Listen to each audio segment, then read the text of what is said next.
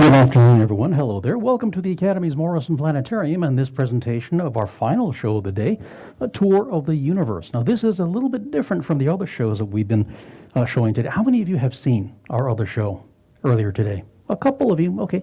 This show is very different. That show, Living Worlds, is pre-recorded, pre-rendered. This show is entirely live, and what it involves is a flight through a 3D-dimensional model of the universe. So I'll be piloting us and telling you a little bit about what we see along the way. And what we're doing is we're using a piece of software supported by NASA that is actually a free download. So if you're interested in what you see on the dome today, you can come and see me up at the booth after the show, and I'll tell you how you can get this software. Maybe you can try putting it on your computer and trying the same sort of thing. Now, this is a live presentation since it does involve live flight through this three-dimensional model. I'll try not to fly too wildly, not crash into any planets or fly into a black hole. What you should remember, however, is that if you should find yourself feeling a little motion sensitive because of the movement, I'll try to avoid doing anything too crazy. Just close your eyes for a minute or so, and that usually helps. Now, during the presentation, we'd appreciate it very much if you could please refrain from eating, drinking, snacking, or any kind of photography or recording. This would be a great time to silence your personal electronics and put away or turn off any light-emitting devices like cell phones, tablets, etc. So, with that, one thing that I do have to add, we are going to try to end the show by 5 o'clock, which is closing time for the museum. And at the end, please just exit out through the doors at the top of either stairway. So, let's go into outer space. And we can do that by transporting everybody here in the planetarium, or virtually, to a point high overhead. And so, let's change the lights, turn on our dome image, and here we are, about 100 meters above the Academy of Sciences. So this is where we are in Golden Gate Park. I'm going to raise us up to about 100 times this distance. So we're about 100 meters. Well, actually, we'll go a little bit higher than that. We'll go up to about 100 kilometers, because that's the official definition of outer space, according to many international agencies.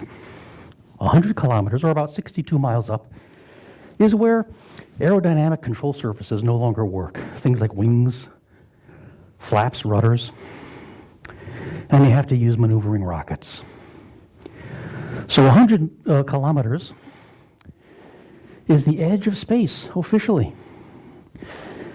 But we're going to go a little bit higher than that, about four times higher than that, to roughly 400 kilometers, which is the altitude of the International Space Station.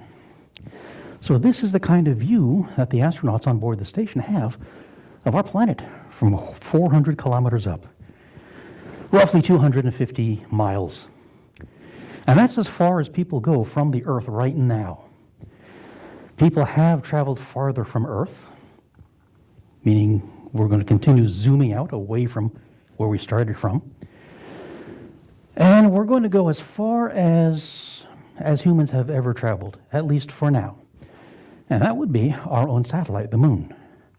Because roughly 50 years ago, between 1969 and 1972, people did travel to the moon, to our own satellite. So let's zero in on our satellite, which is a very tiny object right now compared to Earth. We'll move in there, 250,000 miles from Earth. So about 1,000 times farther than the International Space Station. And here's our satellite, the moon, our natural neighbor, 250,000 miles away. Now, it took those Apollo astronauts about 3 days to get here, but it takes something else a lot less time to reach the moon. That something else is light, or radio waves. They both travel at the same speed, 186,000 miles per second. And to get from the Earth to the moon at the speed of light would take only about 1.5 seconds, which is a lot faster than 3 days. And that's one way that astronomers like to measure distances in outer space, by comparing it to the speed of light. So when we talk about traveling as fast as light, which is 186,000 miles per second, we're talking about being able to travel from Earth to the moon in 1.5 seconds. And if we tilt upward and zoom away from our planet, we'll see the rest of our solar system start to come into view. Our own star, the sun, will come up from the bottom. And that is the center of our solar system, 93 million miles away, which takes light about 8.5 minutes to travel. And then away from the sun, we have other planets, of course. The nearest planet to the sun is Mercury. And then there's Venus. We on Earth, the third planet, 93 million miles away. Fourth comes Mars. And as we travel even farther out, we come to a big gap between Mars and the next planet out. That gap is filled with all kinds of chunks of rubble and debris left over from the formation of the solar system about 4.5 billion years ago. And those are the asteroids. Now, we're showing you a lot of asteroids right now, but there are a lot more. There may be as many as 1 million asteroids out there, according to some researchers, within a certain size range. But there are lots and lots and lots of them. Several 100,000 right here in the main belt between Mars and the next planet out, which is Jupiter. And then after Jupiter come the other giant planets, Saturn, Uranus, and Neptune. And those are the 8 planets of our solar system. But that's not all there is in the solar system. There are other things too. In particular, there's another belt of debris farther out in space, and that is called the Kuiper Belt, or sometimes also called the trans-Neptunian objects. And it's a mess. Look at all this stuff out here. And there are some that are in big, wide orbits that fly out, and they travel far from the sun, much farther than any of the planets. There's just so much stuff out here. And this is one reason why Pluto, which we used to be taught was a planet, was sort of reclassified as another kind of object, because it's in this Kuiper Belt. And the definition of a planet is that it's supposed to clear its orbit of other stuff, and Pluto hasn't done that. But one more thing that I want to show you. We talked about how far humans have traveled. We've traveled to the space station, 250 miles up. We've traveled to the moon, 1,000 times farther than that, 250,000 miles away. And now we're going to see as far as any human spacecraft has traveled. Now, there are no humans on board, but these are our space probes, starting with Pioneer 10, which is the one going off by itself down to the lower right. And then that was launched back in 1973. And then the others going in the other direction are Pioneer 11, Voyager 1, Voyager 2, and the really short path there is New Horizons, the spacecraft that flew by Pluto. And those are the farthest spacecraft from Earth. They're the only ones that have left the solar system. The most distant one, Voyager 1, is about 21 light hours away, or roughly 17 billion miles from Earth. So that's a distance that takes light 17 hours to traverse. So even our most distant spacecraft has not traveled as far as light can travel in one day. It'll take a little while longer for it to get that far out. But now let's travel farther out from the sun, and we'll see the other stars. Now we're flying among the stars, and as we do, we'll see ourselves passing them in space, and the sky no longer looks like a flat surface. We're flying through the stars. And one other thing that I want to show you as we continue traveling farther and farther out, now we're crossing light years, trillions of miles of space, which takes years for light to travel. And one other thing I want to show you is something called the radiosphere. This is the most distant artifact of human civilization as far as our radio signals have traveled. Out here, about 90 light years from Earth. We've been broadcasting radio signals into space for about 90 years or so. So 90 light years in one direction, 90 light years in the other direction. So the sphere itself is about 180 light years across. And that's as far as any evidence of humanity's existence has traveled into space. And of course, you can see as we rotate around, there are lots of stars outside of that. Our radio signals have not reached most of the other stars in space. There are some inside, but not too many. Anybody living there on a planet orbiting any of those planets, or orbiting those stars, if they're inside the radiosphere, they may have picked up our radio signals. If they're outside, they haven't heard us yet. They wouldn't even know we're here. So we'll keep the radiosphere on as we travel even farther out into the galaxy. And we are traveling into the Milky Way galaxy right now. We're still within the Milky Way. About 100 years ago, astronomers thought that the Milky Way was the only galaxy in the entire universe. But in about 1921, an astronomer named Edwin Hubble showed that there are other galaxies out there. We knew how big our galaxy was, but then they found that there are other objects farther outside the confines of our galaxy. There are other galaxies. Not only that, Hubble found that the galaxies are moving away from each other. So not only did he discover that the galaxy, the universe is bigger than we thought, consists of more than just one galaxy, but he also told us that the universe is getting even bigger still because the galaxies are moving farther away from each other.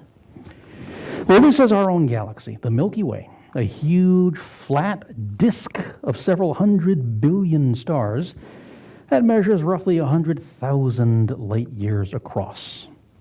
And I say it's a disk because it is flat. If you go out on a nice clear evening away from city lights, you can see the Milky Way as a faint band of light crossing the sky. And that's what we see when we look along the plane of this disk. We see that band of light across the sky. But if we look in other directions, we're looking through parts of the galaxy that aren't quite as dense or thick. But it is 100,000 light years across, 100,000 years for the light of stars at one end of the galaxy to cross all the way over to the other. That's how big our galaxy is. But it's not the biggest galaxy. Of course, it's not the only galaxy. The Milky Way is one member of a group of galaxies called the Local Group. It's a collection of about 80 galaxies, which includes another big spiral known as the Andromeda Galaxy, another one called the Triangulum Galaxy, but about 80 galaxies clustered together. And there are other galaxy clusters farther beyond. Every spot you see on the dome here is no longer a star, but rather an entire galaxy. And this is based on actual data. These are the results of many, many surveys taken of the sky that show where the galaxies are located. So this is all the real thing, the real stuff. As we travel farther and farther out, we start to see the beginnings of structure in the universe. The way the galaxies are distributed has a very, very interesting texture. There are clumps of galaxies, great clusters and superclusters of thousands of galaxies separated by voids where there's practically nothing. And if we travel even farther out, we see what starts to look like a shape. And we'll see if we can get out far enough to see it. The colors that you see there in the galaxies, though, are not the real colors of the galaxies themselves. Those are just indicators of which survey was used to make this part of the map and populate that part of the model. So here we're traveling farther out from the galaxy. Now we are quite a ways out, almost 10 billion light years out. And the galaxy seems to have the universe seems to have a rather unusual shape, doesn't it? Looks kind of like a big butterfly or an hourglass with a very narrow waist and two big fan-shaped sections fanning out from each other. Is that the real shape of the universe? Well, no, it's not.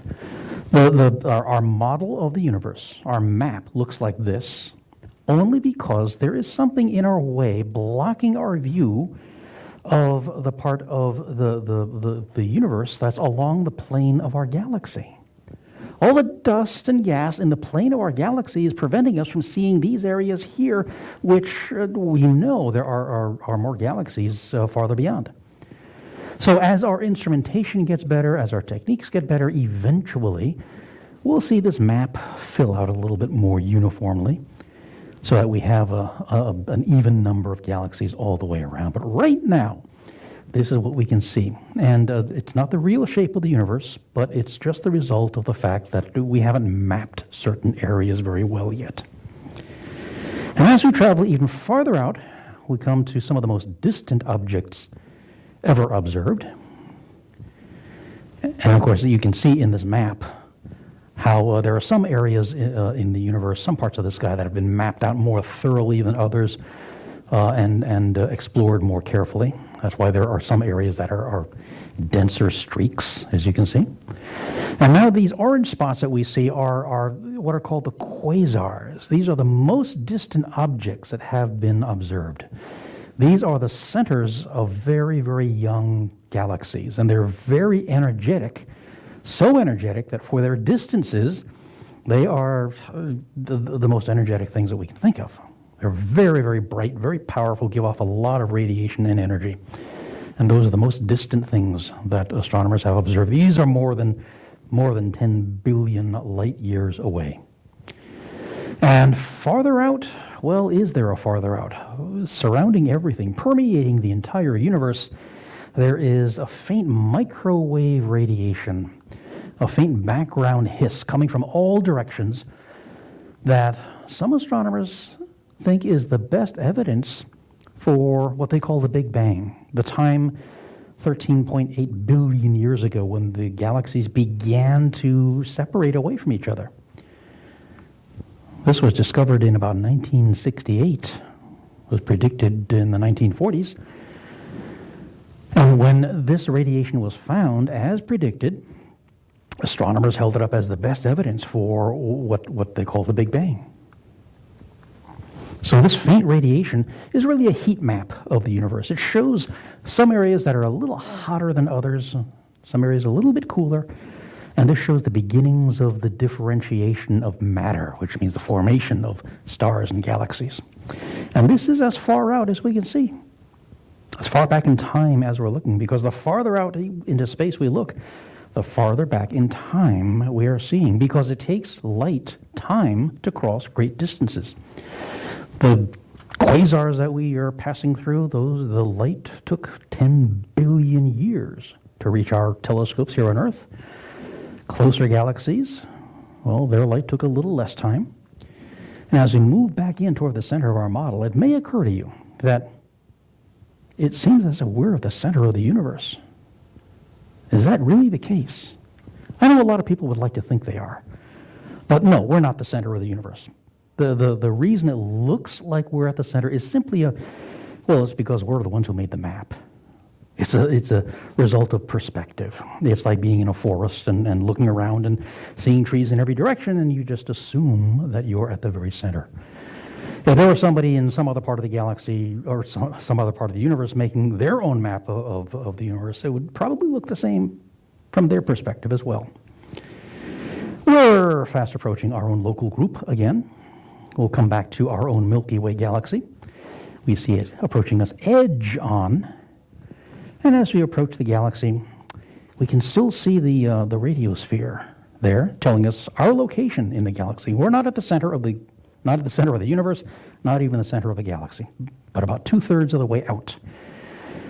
And the radiosphere, our radio footprint in the universe, shows where we are. And with respect to the other stars that we can see, a lot of people ask, well, we've seen all these galaxies and all these stars. Are there other planets, other planetary systems like our own out there? And the answer to that is a very definite yes. Since 1994, astronomers have discovered lots of planets orbiting distant stars, many of them, as you can see, outside the radiosphere. But to date, the number of extrasolar planets, as they're called, the number of exoplanets is more than 5,000.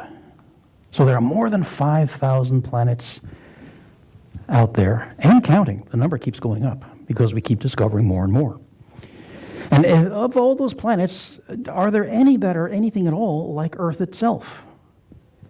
Well, we just don't know because they're so far away. We don't know very much about them. In some cases, we can calculate their masses or their sizes, how fast they orbit their planets. We're beginning to get an idea of what their atmospheres might look like.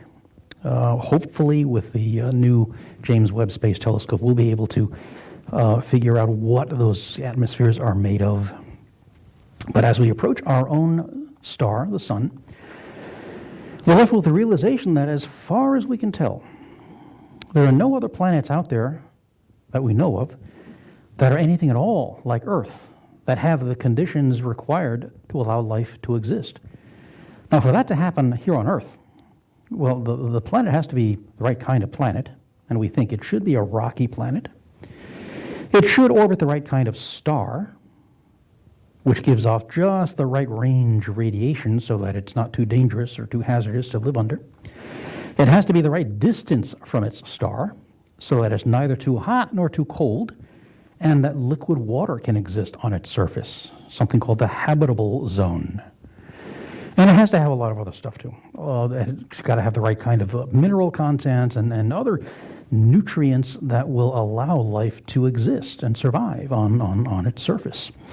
And so far as we know, there's no other planet that has those conditions like Earth does. So our planet is unique in the solar system, or in the galaxy, in the universe, to our knowledge. It is the only one that does harbor life.